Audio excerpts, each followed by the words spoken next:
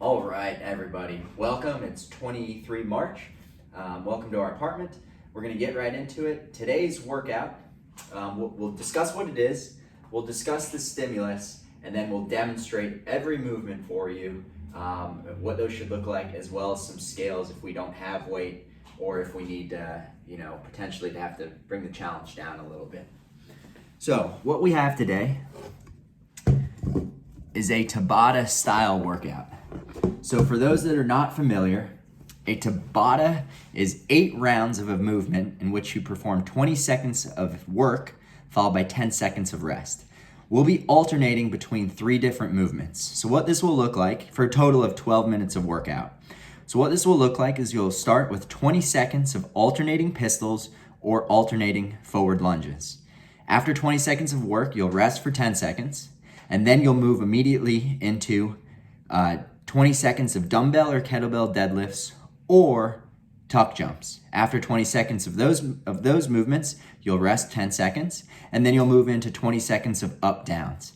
And then again, you'll rest 10 seconds, and then you'll bring it back to the top, performing 20 seconds of alternating pistols or forward lunges, rest 10, move into the deadlifts or the tuck jumps, rest 10, and then perform 20 seconds of up downs. And you'll continue this for a total of 8 rounds for each movement, which is 12 minutes of work.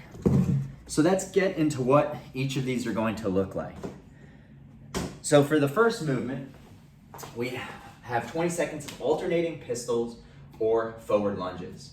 If you're doing pistols, these are single leg squats. I'd really only recommend these for those that have very sound air squat mechanics or are very familiar with what a pistol, how that's executed, since I'm not there to help you and coach you along. But for those that don't know, this is what a pistol will look like. If you can do it from the side, Lisa.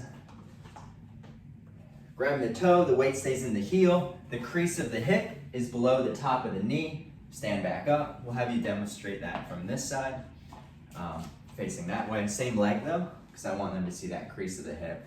So squatting down, what we're looking for is that the crease of the hip is below the top of the knee. That's how we define a full squat or full range of motion, and then standing up all the way. And you would just alternate those legs.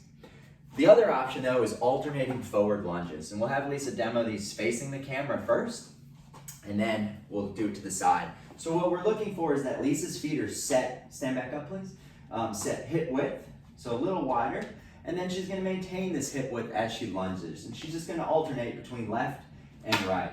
We're gonna have her pause in the bottom here. And what we're looking for in the bottom is that the chest is nice and upright, shoulder blades are back, that knee is stacked over the heel, and that weight is in the heel the entire time. She should be able to wiggle her toes. And you can think about having a generally perpendicular front shin. Stand back up, she squeezes the butt in order to stand back up, turn to the side, and let's just perform 2 reps, pausing in the second one in the bottom.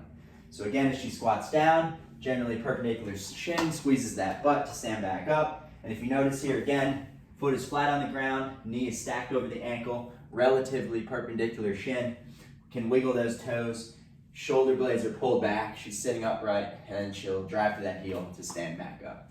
So you'll perform 20 seconds of either of those 2 movements, either the pistols or the lunges, moving relatively rapidly.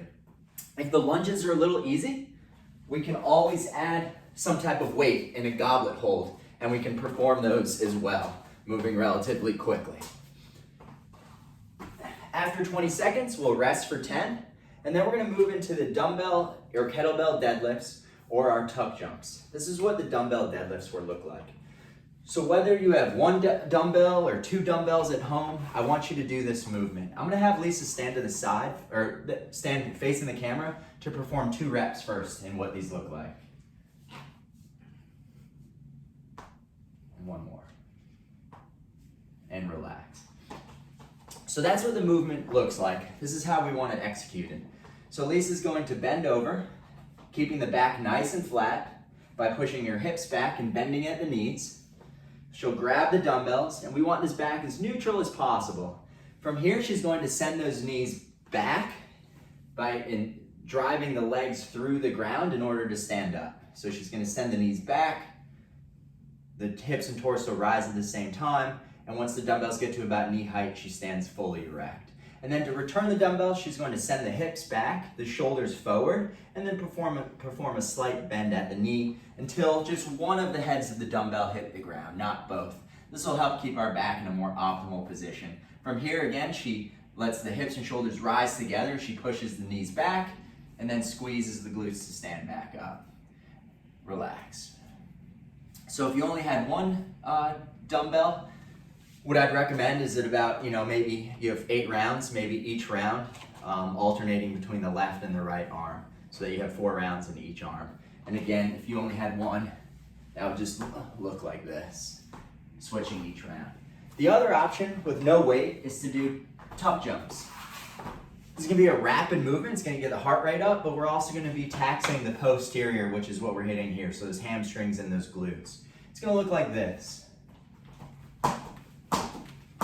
Relax. So it's just a rapid movement up and down, getting the heart rate up and taxing the back part of the body. If we had to scale that even further, if that was uncomfortable or our body wasn't used to that, we could perform the mountain climber, which is going to be a slightly different movement, but we'll still get that same cardiovascular output that we're looking for. If Lisa turns to the side, we're looking for those hips and shoulders to be relatively parallel to the ground as she drives one leg in to the chest at the time.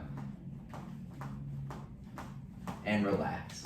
All right, so ideally we do the dumbbell or kettlebell deadlifts or the tuck jumps, but if needed, we can add in those mountain climbers. After 20 seconds of that movement, you'll rest for 10, and then finally you'll come into the up downs. The up downs are going to be similar to a burpee, but all that's happening is the athlete's bringing themselves to a plank position and then standing back up. It'll look like this.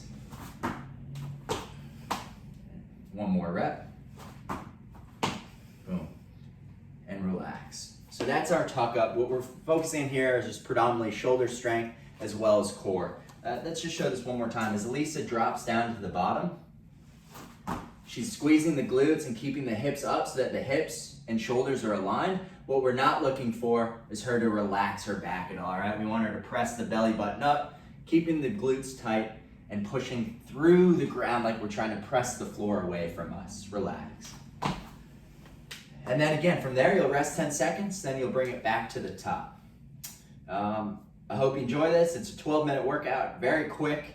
You can just do it, a quick warm-up I'd recommend is just some arm swings, maybe some long lunges, kind of moving the hips around on each leg, and some jumping jacks. And then go from there. Good luck and have fun. We'll see you for the next one.